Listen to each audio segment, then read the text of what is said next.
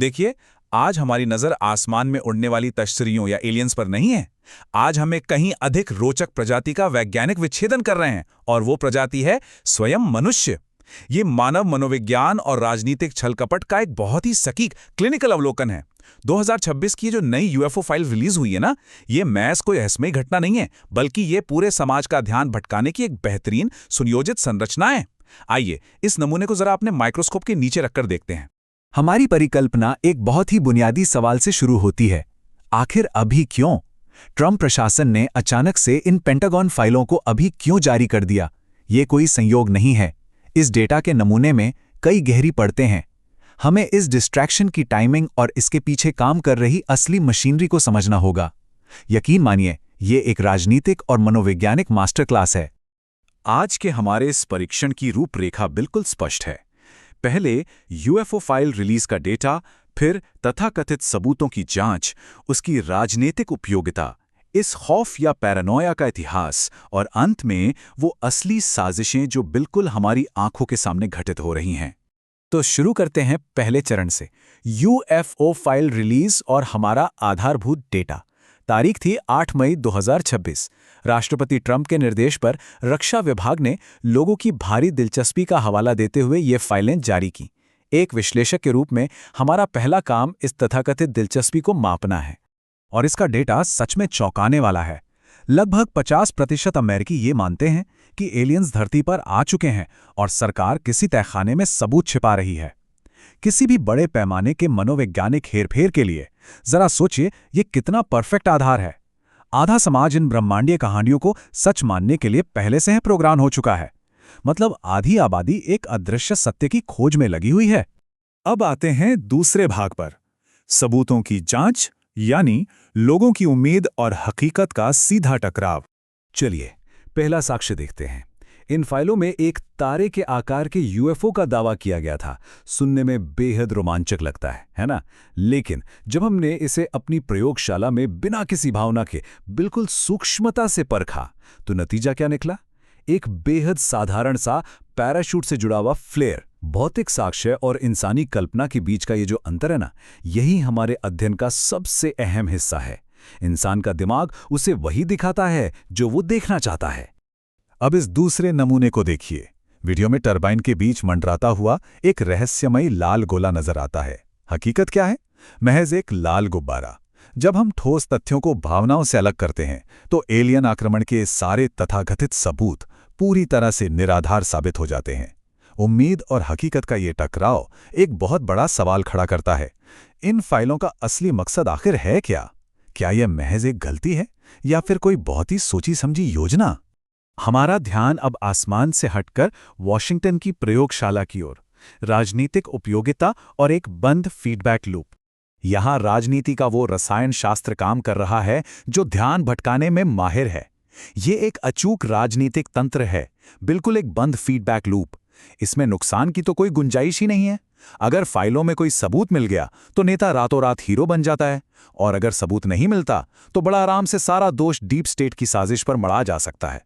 ये एक perfect shield है जो वेनेजुएला और ईरान जैसे असली और जमीनी विवादों से लोगों का ध्यान पूरी तरह भटका देती है।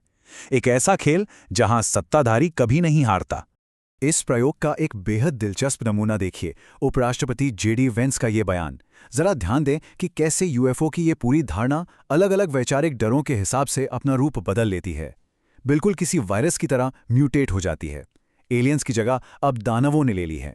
डेटा वही है, लेकिन उसे देखने का चश्मा व्यक्तिगत मान्यताओं के अनुसार बदल चुका है। ये सामाजिक खौफ या पैरानोया का सबसे उत्कृष्ट उदाहरण है। और फिर विदेश मंत्री मार्को रूबियो का ये बयान इस परिकल्पना को और भी ज्यादा बल देता है। ये विचार कि सरकार गुप्त रूप से एलियन तकनीक जमा कर रही है, सीधे तौर पर सत्ता और अविश्वास से जुड़ जाता है। ये एक ऐसे राजनीतिक इकोसिस्टम को जिंदा रखता है जहां रहस्य और साजिशें सबसे कीमती मुद्रा बन जाती हैं।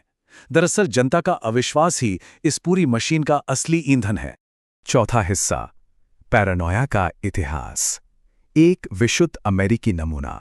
किसी भी वर्तमान बीमारी को समझने के लिए उसका इतिहास जानना बहुत जरूरी है। ऐतिहासिक प्रक्षेपवक्र बिल्कुल स्पष्ट है। 1947 का रोसवेल, फिर द्वितीय विश्व युद्ध के बाद का शीत युद्ध, JFK की हत्या, वियतनाम और वाटरगेट जैसे गहरे सामाजिक आघात, फिर 2017 में न्यूयॉर्क टाइम्स का खुलासा और अब 2026 की ये फाइल रिलीज। हमारा डेटा एक निर्विवाद सत्य की ओर इशारा करता है।